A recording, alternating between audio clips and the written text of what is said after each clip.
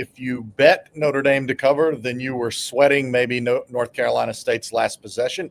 But no matter what, you were not sweating as much as Penn State is now sweating with another loss to Northwestern. He is Drew Mentock. I am John Brice. This is Irish Illustrated's Overtime Live, where we are going to break down and assess Notre Dame's fourth consecutive victory, a 36-7 triumph against NC State. Drew, welcome into the show. Your initial reaction to Notre Dame's fourth consecutive win as they extend some really strong defensive play. Yeah, I think that's exactly it, is that 3 weeks ago, after they give up 30 points against Purdue, everyone wanted Chris Ash fired, and now we're hitting a point where even as the offense is sputtering a little bit, they still had a productive day, almost 500 yards of offense, but there were several times where they failed to put up points after getting deep inside North Carolina State territory. But you never really felt like the Wolfpack could really get much going because the defense was just shutting down a pretty talented offense as well. North Carolina State came into this game averaging about 6.7 yards per play, which ranked about 25th nationally. They have CJ Bailey, who's super talented, still made a lot of nice throws today. Hollywood Smothers led the nation in yards from scrimmage, and neither of them really did much today. Bailey completed like 58% of his passes. I'd have to double check that, but had 3 interceptions. And Smothers, I think, had 67 total yards. So just really contained 2 of the pretty explosive weapons for North Carolina State, and really made it so even as they kind of struggled, there was really no chance at an upset victory here. No, you're exactly right, Drew. And great point about CJ Bailey. He did complete 57% of his passes. Smothers was smothered and covered up, as we noted. He did not have a run longer than 10 yards today. NC State had one 45-yard pass in the throw game, but otherwise was really kept very much in check by the Notre Dame defense, which again has now held the opposition scoreless in 8 of its last 10 quarters, back-to-back games, by only allowing 7 points. I don't care who your offense is, you'll win a lot of games if your defense goes back-to-back games only allowing 7 points. But when you have this diverse Notre Dame offense, you will really win a lot of games with that kind of defensive performance. And Drew, I wonder your thoughts initially on CJ Carr's performance. I know the interception streak came to an end, a little bit of haphazard luck there. I thought that play might not stand, but it did stand. And so CJ Carr's interception streak is over, but he distributed the ball well and another overall efficient day. Definitely. And I think even that interception, he kind of did what he should have done on the first drive where they got into NC State territory and then went for it on 4th, and then he ran out of bounds. Like, you may as well throw that ball up. And he did that, and it should have been a flag. They should have kept that pass interference call on Malachi Fields. NC State, I guess, interfering with Malachi Fields. So I think that was a good play. I think you saw a little bit of misses. He wasn't as efficient as maybe he was, but he still threw for 346 yards, completed, as you said, over 60% of his passes. Like, if this is a subpar CJ Carr game, or maybe as defenses are starting to adjust to what he does well and he's seeing some new things, if this is like the growing pains he's going through as he gets to maybe that next evolution, like, that's a pretty good sign for Notre Dame. No, you're exactly right. And again, just the 6th career start for CJ Carr. He had come into the game, I think, with 83 consecutive passes without an interception. He pushed that number up over 90 before, again, a controversial interception in the end zone. In addition to the short yardage struggles, and Marcus Freeman was asked about that, CJ Carr was asked about that post game. But in addition to the short yardage struggles for the Notre Dame offense, Drew, we also saw red zone struggles, and they kind of go hand in hand. But a whopping 8 red zone trips today for Notre Dame. Only 5 of them resulted in scores. That's a bit of a problem for the Irish. That's not been what Notre Dame has done in turning its season around since those opening 2 losses. Yeah, absolutely. And I guess they ended up getting a safety as a result of one of them, but that's still 19 points they left off the board in a game that they won by 29. Like, that's pretty significant and might be something they need against USC next week. Like, that's definitely something they need to get worked out. But I think, again, going back to that defensive effort, like, even with those miscues, which we didn't see maybe against in Arkansas or even a lot against Purdue, those things need to get cleaned up, but there is definitely some concern, especially when it's Jeremiah Love. Like, I felt like he was shut down quite a bit today, especially early on. For a while, I was thinking he was going to have one of his. I think last year he had 3 games where he failed to get at least 3 yards per carry, and I thought he was heading for that for a little bit today, but it kind of got him going. But they definitely need to figure out some of those issues because you can't stall it in the red zone like they did today. And unfortunately, a Jadarian Price fumble inside the 5 again, very reminiscent of the Miami game to open the season, except this time Notre Dame wasn't able to pounce on the miscue. Now, again, they turned that to their advantage and took care of business on the defensive side of things. But that's a couple of not only glaring fumbles for Jadarian Price, but fumbles inside the opposition 10. So that's a little bit problematic. You're right. DL Cal 01.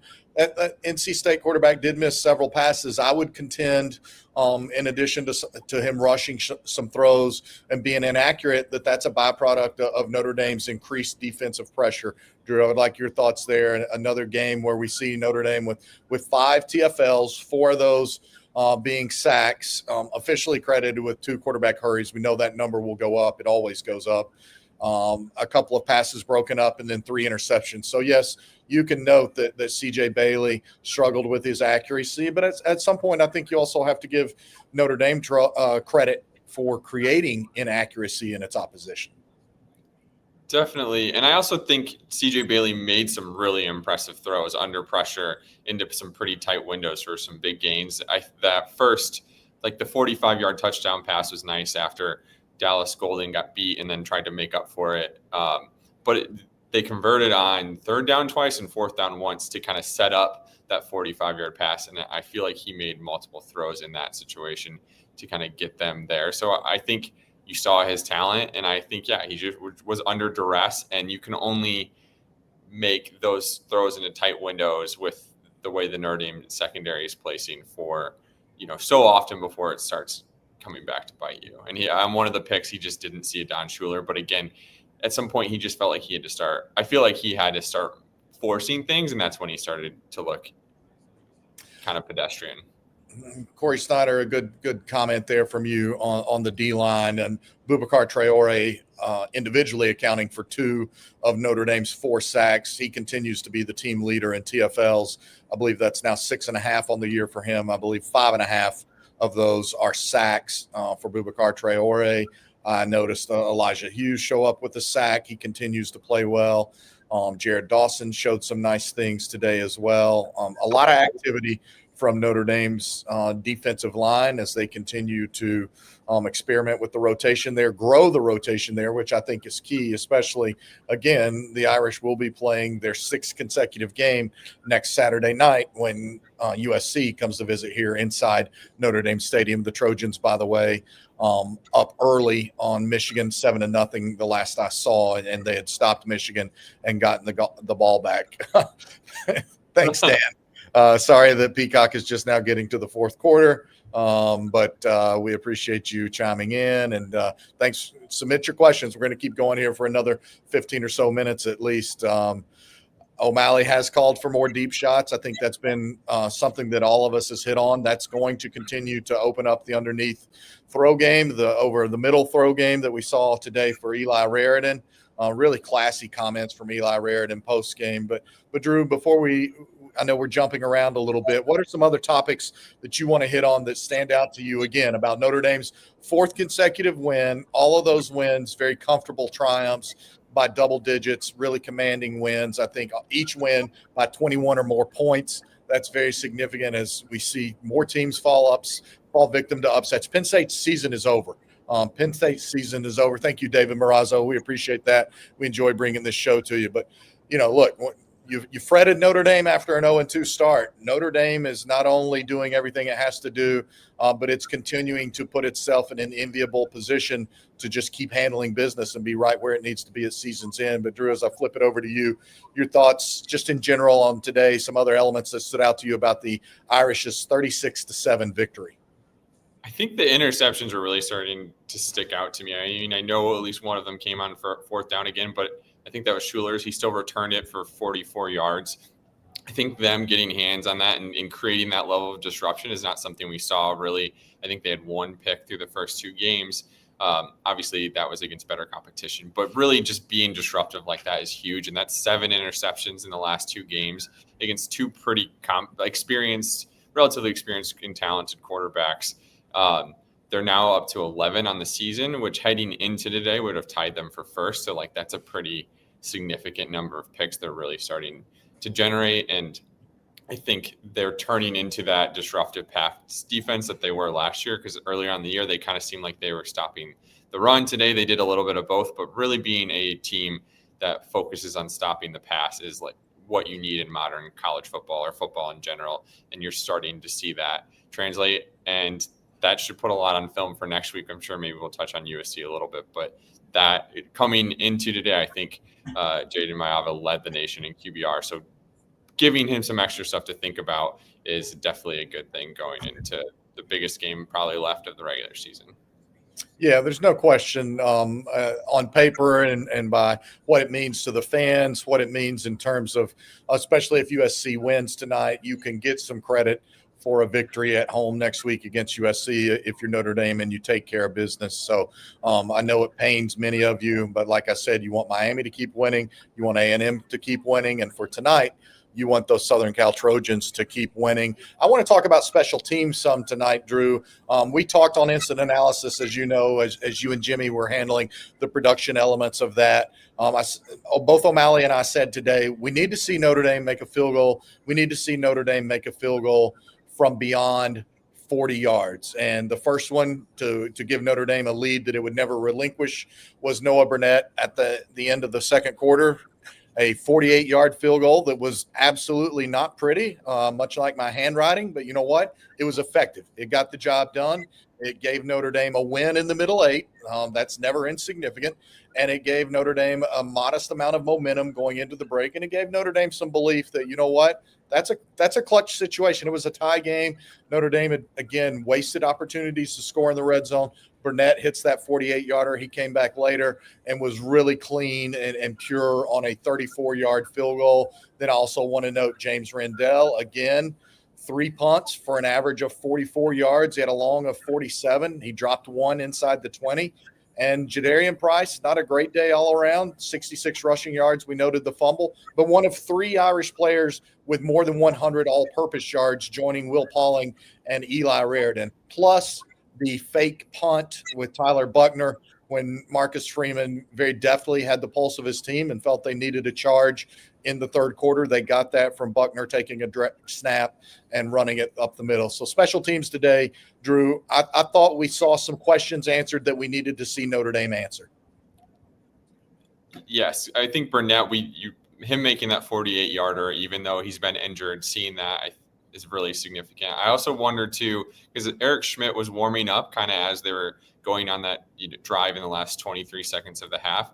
And then Carr made those 2, once they got into NC State territory, Carr made those 2 quick throws to Eli Raridon, picking up, I think, 3 and 2 yards. But I do wonder if getting within 50 was the difference between Burnett getting the chance to kick it or Schmidt having to come in, who's maybe a little more erratic, but has the bigger leg. And that proved to be pretty much his distance was 48 yards. I mean, that barely squeaked over the uprights. You're right. It wasn't pretty, but I think that's really significant to see him get that confidence, see that he can be available to and reliable next week after dealing with 2 separate injuries that have kind of kept him out of time. And we talk about complementary football, and we've certainly heard Marcus Freeman at length the first 6 weeks of this season talking about marrying the defensive front and the D-line with the back end and the pass coverage. Well, you saw Notre Dame marry its offense with its special teams to get that field goal right before half because they took advantage of what NC State was doing. The Pac clearly worried about CJ Carr throwing it over their head, even though it seemed pretty obvious Notre Dame was trying to set up for a close the half field goal attempt.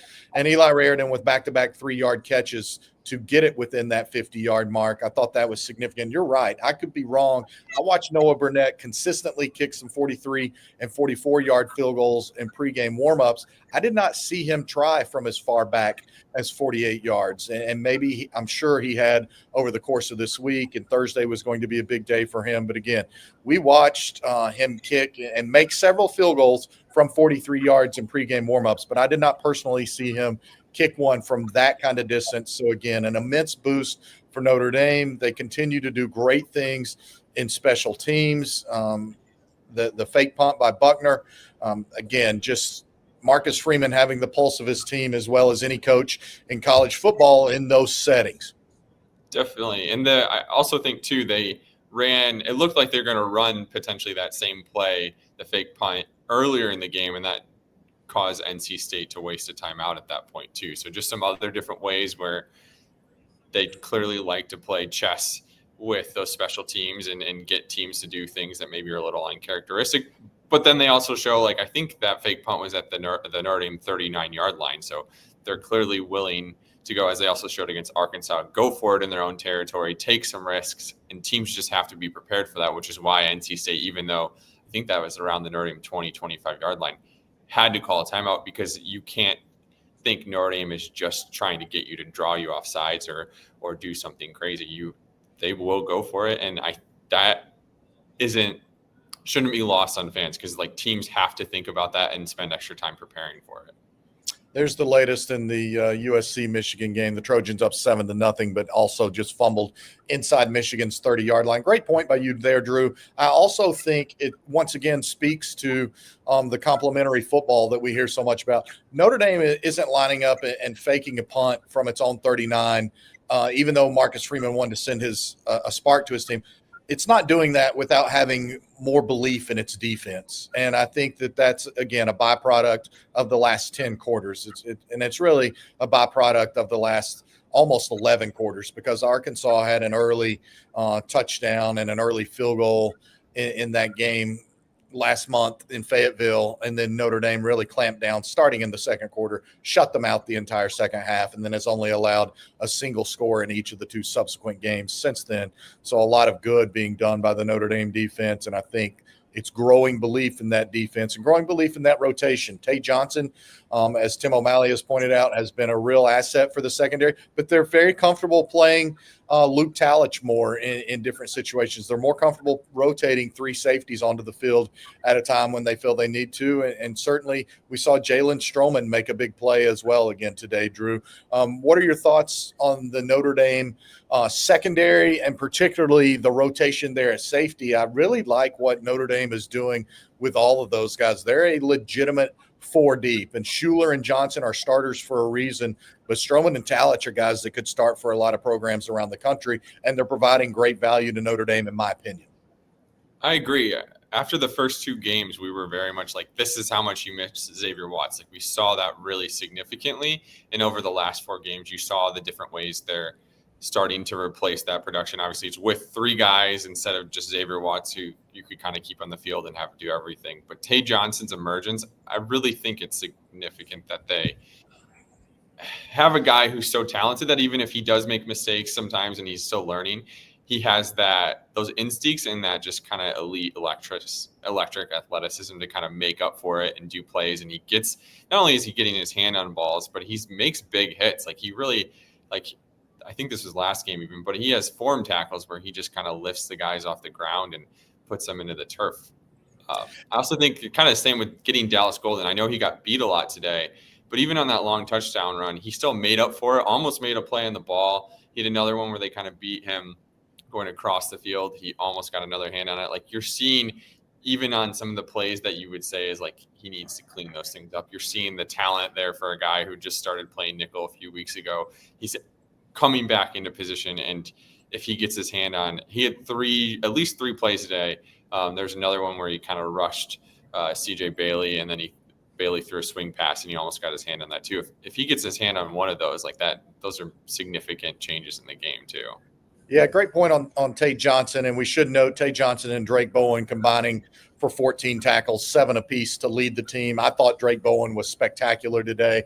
I thought he played to borrow from the coaches. I thought he played with great clarity and velocity. And then I thought he also played with a great edge and the physical mindset that he always brings, but he harnessed it. He made as good a form tackle in the open field to blow up an NC State receiver.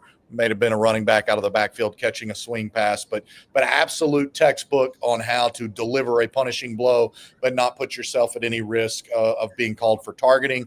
And then 3 interceptions a week after having 4. And today, the people getting interceptions for Notre Dame, Kingston Viliamu-Asa, Adon Schuler, and Carson Hobbs, the previously much maligned Carson Hobbs, continues to work his way back into the Notre Dame rotation, continues to show great mental toughness, and we know he's got a lot of the great physical traits. So hopefully, if you're Notre Dame, that's a huge moment for Carson Hobbs from a mentality standpoint as we kind of try to wrap up the total picture here on the defense. Drew, any other thoughts that stick out to you about what the Irish were able to do defensively today? I do want to note I thought they were spectacular on money downs, and they did much better on money downs as the game wore on, because early in the contest, Drew, NC State was 4 for 8 combined on 3rd and 4th down conversions, and they finished the game just 6 for 19 on 3rd and 4th down conversions. So that's even my math challenge self knows that NC State only went 2 for its final 11 on money downs. Yeah, going back to Bowen too, I think it was one of those 3rd downs. Bailey threw it down the left sideline, a deep ball to Hollywood Smothers, who again came into this game leading the nation in yards from scrimmage. And maybe if Bailey could have made a perfect pass, it could have been a completion. But I was impressed with Bowen was right there on his hip. Like, that's not an easy guy to cover. That's an area where we saw him earlier and maybe be a slight liability in the season. That if he's starting to improve that part of his game, that makes it a lot easier to keep one of your captains on the field and not necessarily have to replace him with some of the younger guys who have done some better things in coverage. Carson Hobbs, O'Malley has talked about it a lot. Like, we don't know what's going to happen with Devonta Smith, and so Carson Hobbs is still one injury away, or Dallas Golden regressing away from him needing to come into the game. So getting a guy who played earlier in the year, we know has a lot of confidence, but it still has to be tough to get benched for a younger player nonetheless. So to see him kind of get that confidence is a big deal going forward, especially, I mean, next week, again, you're going against one of the best passing offenses in the country. So it's going to be all hands on deck, and you need to be prepared to rotate guys and have guys come in and for injured and not skip that much of a beat. So we're really seeing the depth of that secondary as well. The depth of that secondary and the quality depth of that secondary. I'll continue to hammer home this point. I believe it very strongly.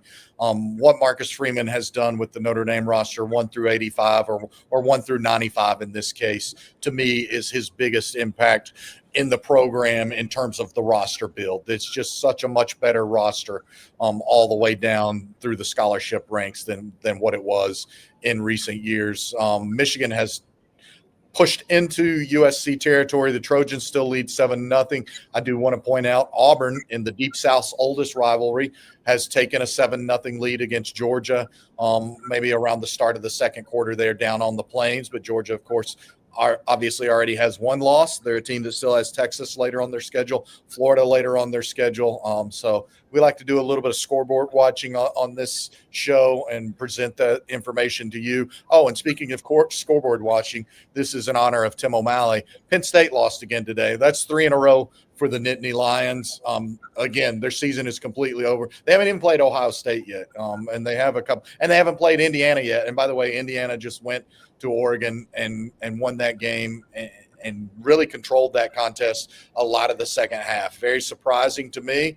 I had picked Oregon to win. I had picked Oregon, I think, on the FootballScoop podcast to win comfortably. So I have to own that up. I missed that one. Wow. And Tom with the news that Penn State quarterback Drew Aller is out for the year. That's horrible for Drew Aller, a guy who turned down. He wouldn't have been a first-round pick last year, but he would have been an NFL draft pick last year He probably made more money to come back to Penn State, but that's going to end his collegiate career in all likelihood. I don't think he would petition to come back for another year. This was kind of his last ride alongside Nick Singleton and Katron Allen in the Penn State backfield. So terrible for him. A silver lining for Penn State will be they're going to be forced to turn to a new quarterback and start a new era after having Aller as a multi-year starter for them and it not working out for them this year. I want to talk a little bit more about the offense. We've hit really in depth on defense and special teams.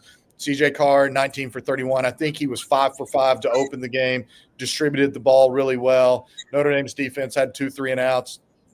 Notre Dame's offense responded with a workman-like drive immediately down the field. You thought this is going to be an easy day. It wasn't an easy day, but it was a day, Drew, that highlighted this Notre Dame offense still has a tremendous amount of weapons, and they can beat you with a number of different players getting the ball in their hands.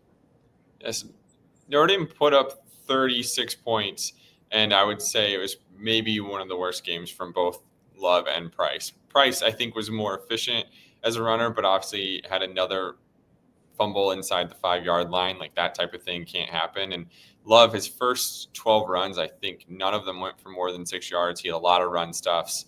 Not all his fault by any means. A lot of times he was having to break a tackle or make a guy miss at the line of scrimmage, so that it's hard to do much beyond that, even for a guy as talented as him. But to have the run game not be very efficient, I think both those guys ended up averaging 4.8 yards and 4.4 for Brice, or 4.8 yards for Love and 4.4 for Brice. Like, that's not the level of efficiency against, especially this NC State team, that you would have expected. So to still see that level of offensive output, especially with all the red zone issues, which their inefficiencies contributed to that, of course, but it's still a pretty successful day, even with those guys kind of struggling in some different ways. And my favorite stat, I'm going to keep it running as long as it's pertinent. 2 more touchdowns today for Jeremiah Love, which means 2 more for the Love-Brice tandem. That means in the last 23 games for Notre Dame, Love and Brice have combined for 47 touchdowns. As long as those guys are still averaging 2 touchdowns a game and you're Notre Dame, you feel like you've got a great chance to win any contest. But 47 touchdowns over a 23-game stretch is a really incredible amount of sustained excellence by Notre Dame's duo, the best running back combo in college football this year. I know we had a question there asking my opinion. Who do I think Ohio State will lose to this year? Will it be Michigan? Jordan, I don't think it will be Michigan. I've not yet seen enough out of the Wolverines to see, but Ohio State with a very workmanlike performance today at Illinois, where that game was never in doubt, and the Buckeyes honestly probably looked like they got a little bit bored after they got up 20-0. Maybe if I was predicting it right now, Jordan, I would say Ohio State's loss would come in the Big 12 championship game before they would then go into the playoffs still as one of the top seeds. And I should note the playoff seeding again. We'll continue to reiterate this and note that it's different. Notre Dame can climb as high as it can possibly climb this year, and whoever the G5 team is, they'll probably slot in as the number 12 seed. They do not get an automatic top 4 seed. They do not get a bye. So Notre Dame can climb up as high as it can possibly climb and be in a position to host an opening round game. Had it not had a couple of early losses, it would have been in position to have a first round bye and begin its season from there. But that's of note, I think, as Notre Dame continues to handle business, and the first CFP rankings are coming out in about 2 weeks. So it's not too early to talk about the CFP rankings. Drew, before we wrap up here, we've gone about 30 minutes. Any final thoughts from this, or any final look ahead commentary for next week's showdown? The last, as of right now, the last scheduled game in the Notre Dame USC rivalry for the foreseeable future. The 2 sides have been in dialogue. They're trying to work something out. USC has come out publicly and said that they would like to keep the rivalry. I've personally asked Marcus Freeman about it. He has point blank said, I absolutely want to keep the rivalry, and we'll play them anytime, anywhere. So we'll see if the 2 sides are able to work anything out there, Drew. Yeah, I mean, it kind of seems like that will potentially continue. I feel more confident than I did maybe in May, when the 2 sides seemed pretty indifferent on Notre Dame wanting a long-term deal, and USC initially trying to only commit to one more year, a game at LA Memorial Coliseum.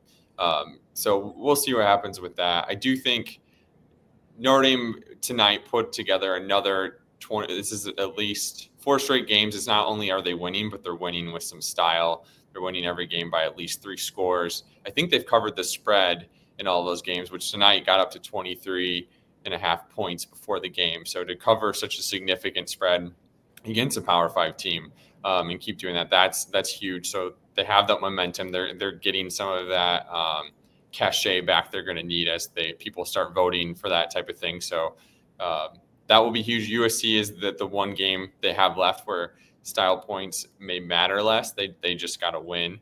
And it's going to be a really big test for Chris Ash's defense. Like we've definitely seen a lot of the progress. We talked a lot about that tonight. But this is still, USC scored 35 points on Notre Dame last year when the defense was the first pass defense ranked first pretty much all year. So what will they do against Jaden Mayava, who's playing much better now than he was a year ago? It's going to be a huge test. We're going to really see how far some of these secondary players and Chris Ash's ability to just call a game and keep guys in the right position and make sure they can play. They know enough to play with that velocity. We're going to really see that next weekend. And I'm curious to see, how they handle that test. Yeah, great note there from Tom. A number of teams in the bottom third of the AP top 25 or the national top 25 rankings all lost today. If USC handles business against Michigan tonight, the Trojans will be ranked in the top 25 next week. That would be good news for Notre Dame.